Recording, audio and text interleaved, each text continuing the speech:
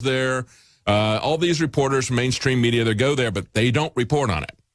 The owners of the paper will go, but they don't report on it. Reporters will go, they don't report on it. So it's a secret. And if you reported on it, you're laughed at. There's, these conspiracy theorists, just like they laughed at everybody. And it was amazing, the rapidity of which this all got reversed. As I've pointed out before, we have talked for so long about the missing classified 28 pages of the 9/11 report. And we've had high-power politicians who are on the 9/11 Commission who, for 15 years, have been trying to get people to pay attention to this and saying, this needs to be released. We've had Walter Jones on multiple times talking about it. And we couldn't get any traction with anybody. They would just say, it's not going, that's a conspiracy theory. And then Donald Trump brought it up. And the National Review said he sounds like an Alex Jones caller in the debate because he's talking about the secret 28 pages. But then it got traction. Isn't that interesting? It got traction, and now 9/11 is back on the table. And when people realize there's a cover-up, when people realize they've been lied to, they say, well, what else have you been lying to us about? And then that gives us a chance to talk about the real lie, the official 9/11 report. And that lets this whole thing start to unravel. But we get back to Bilderberg. All these people who've said, conspiracy theory, now they're laying it out.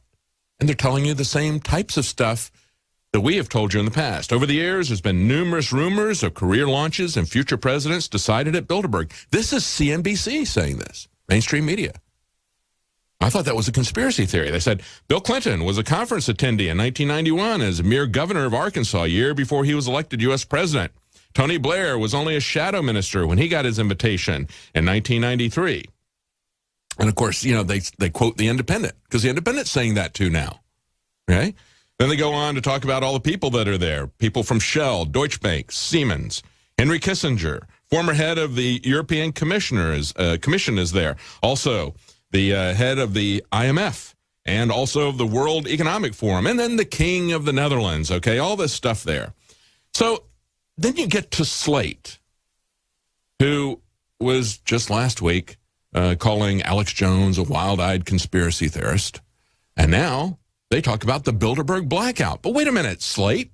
But I thought it was a conspiracy theory. I thought all this stuff that we cover, about the 9/11 cover-up and Bilderberg and all that was just a conspiracy theory, wasn't it, Slate? Even they are jumping in on this. I think it's really funny. And again, they go down with Bill Clinton, Tony Blair. They talk about John Kerry and how he made John Edwards his vice presidential pick after he impressed attendees at a Bilderberg meeting, and so forth and so on. They say the meeting of 120 world figures probably constitutes some kind of news, yet to be fair to the mainstream press, it's tough to report from a private gathering that's locked down tight by professional security. Yeah, so don't even try, okay? But we do. We go there. We show you what it is. We show you the military, the police that are out there. It's like the guy that Rob Dew was talking to with Alex. Rob Dew tried to get the German military who's guarding these people to talk to him. They wouldn't talk to him. They wouldn't come over to the gate. Then they saw him over at the gate talking to some German citizens. So he walked over there, and immediately the guy clammed up and walked away. But Rob started talking to the elderly couple that was there, started explaining it to them. And it's really hard to not believe somebody when you say, yeah, it's 120 of the most powerful people in the world are meeting here, and they can see the military protecting this place. And the military will only say, it's just an event. We won't use the word Bilderberg. Can't say that. Can't say the word Bilderberg. It's secret. But even Salon, even though they can't ignore it anymore, see, because we've put it out there. We show it, and just as this German couple is seeing it there, that's why we go there. We say, yeah, they say this isn't happening, but here it is. And we've got some releases of previous meetings where we can see early on the first meeting, they were planning the common currency, the euro. There were other meetings where they planned the European Union creating a United States of Europe, but it was the euro was first introduced at a Bilderberg meeting.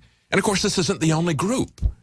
And Salon kind of mocks it. Yeah, say, all right, it's a secret meeting, but, there's still a lot of crazy conspiracies out there about this. And they come in and say, well, well, what's going on? Where are the Japanese, the Indians, the Chinese, the Brazilians, Australians, South Koreans? Are they so timid that they stand aside and let the Bilderbergers have their way with the world without even making a peep? Oh, so it must not really be a very important meeting. This is a meeting for European and North American politicians. And they have multiple meetings. They're happening every couple of months all over the place. This is one of a lot of these elite meetings. And we point that out every time we talk about Bilderberg. They still don't get it. They still don't understand what this is about. And they can't ignore it, but they do want to talk about it. So let's talk about what they're going to be covering at Bilderberg. Just from their own admission, they're going to be talking about this idea of the precariat. And this is a term that was created by Guy Standing. He's a UK economist. His book, The Precariat, came out in 2014. As I mentioned before, the subtitle is The New Dangerous Class. And here I'm going to read a little bit of this description on Amazon.com to give you an idea of what this is about. Guy Standing warns that the rapid growth of the precariat is producing instabilities in society. It is dangerous. It's a dangerous class of people because it's internally divided, leading to the villainization of migrants and other vulnerable groups. Its members may be susceptible to the siren calls of political extremism. And he argues for a new politics in which redistribution and progressive policies will get us all under control. Very interesting. Look at some of the other reviews here, the comments they made. Standing shows that the condition of work and politics are subtly and brutally related, likewise related to the slowly clarifying crisis of American democracy, one person put in here. Exactly. That's what you're going to see. And if I look at the first chapter here, where he starts to define what the precariat is, he says in his own book here, the creation of a global precariat consisting of many millions around the world without an anchor of stability. See, this guy, I'm sure I haven't read the book completely yet. I've just started reading the first couple of chapters. I picked chapter 1 and chapter 4 here to start going through. I can tell you, if he's a UK economist and if he wants to break down his analysis of everything into classes of people, I can pretty much guess that he's not a...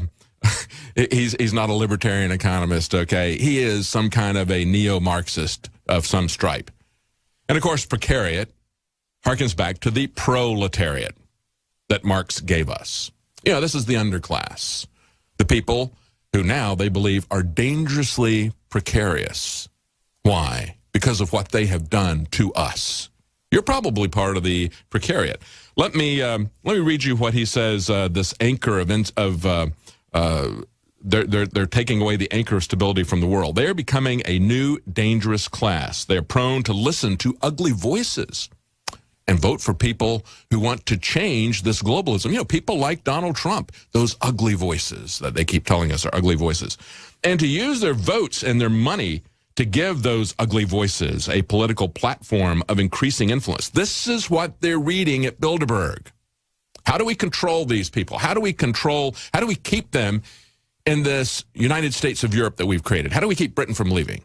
How do we control these people? They're not happy with the euro. This thing is a basket case, this currency. They're not happy with our open borders that's destroying their country. And they're going to do something about it. Some of these people are going to leave. And if Britain leaves, it's going to trigger a lot of these types of exits all over Europe. They say this comes from a neoliberal agenda. They admit it, that embraced to a greater or lesser extent by governments of all complexions and has created an incipient political monster. This is his words. Action is needed before that monster comes to life. Guess what? They're pretty scared of us, aren't they? They're pretty scared. So they're talking about the precariat. Now, here's an example. The precariat stirred, he says. In 1989, the city of Prato, a short distance from Florence in Italy, was almost entirely Italian. It had 180,000 residents. That year, a group of 38 Chinese workers arrived and a new breed of garment firms began to emerge. They imported more and more Chinese laborers, okay? The importation of workers, the exportation of jobs. These are the policies of globalization that these people at Bilderberg have given us. Now, what happened?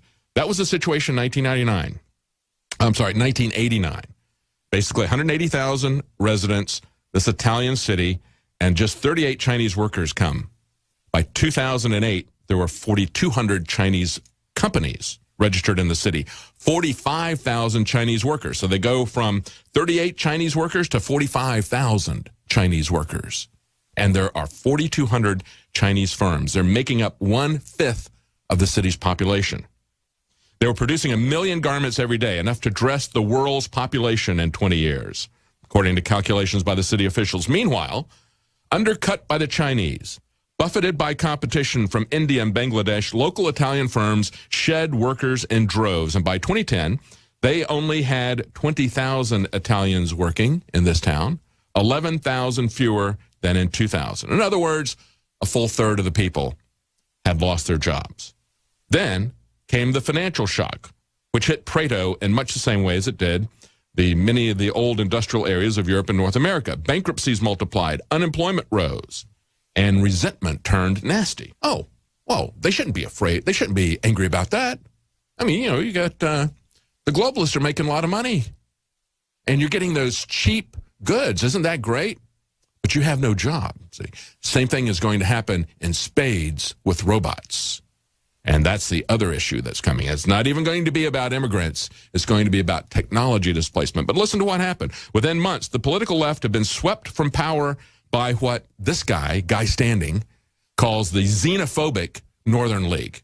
Oh, they're afraid of foreigners. Why would they be afraid of foreigners? They've only overrun their city and made a third of the people lose their jobs, okay? Why should we be concerned about that? No problem. So what happened was they elected a new government there, and they started deporting these people. They launched nighttime raids on the factories and the sweatshops. Yeah, we wouldn't want to launch a raid on a sweatshop. I mean, we wouldn't want to do that, right? Rounding up workers, demonizing them, just as the Northern League's political ally, Prime Minister Silvio Berlusconi, spoke of his determination to defeat, quote, the army of evil, as he described illegal immigrants. Okay? Bizarrely, they say the Chinese government seemed reluctant to take the migrants back. No, they don't want them back any more than the Mexican government would take back Mexican immigrants. They don't want them back. They want them out of the country. They want them in your country, they say. The Chinese built up a community within a community. This is part of the problem. Chinese gangs reportedly organized the exodus from China, and they ran the enclave. Oh, you mean kind of like the mules and the gangs and the organized crime that is running illegal immigration over our border? See, same thing happened in Italy. Same thing happened in Italy that is happening here. They ran the enclave. They were vying for control with gangs from Russia, from Albania, from Nigeria, from Romania, as well as the Italian mafia. So organized crime is running all of the illegal immigrants there. And they are trying to set up a monopoly over these sweatshops, creating slave labor in a town that used to be 100% Italian. And within about 20 years, they have lost a third of their jobs. They're overrun with Chinese gangs linking up with Chinese companies, investing in Italian infrastructure projects, taking over the country. Stay with us. We'll be right back. Welcome back to the Alex Jones Show. I'm David Knight. In this last segment, I want to summarize what this precariat is, because this guy Standing, who wrote this book 4 years ago, talked about the dangerous emerging class. He called it a monster that is emerging, and how these elites have to control it. And of course, he says, well, we got 4 different classes. He says, we got tiny, super rich, elite. Okay? He says, their relationship with the rest of humanity appears to be fleeting at best. Then there's the salariat, people on salaries, okay, who still maintain their career privileges of pensions, holidays, other employment benefits. In other words, the minions of that super rich elite class. Alongside the salariat are the professional technicians or proficients, okay? Then he said we have some highly paid consultants and so forth and so on. Then there's the precariat, the proletariat, that is dangerously precarious position, this volatile political movement.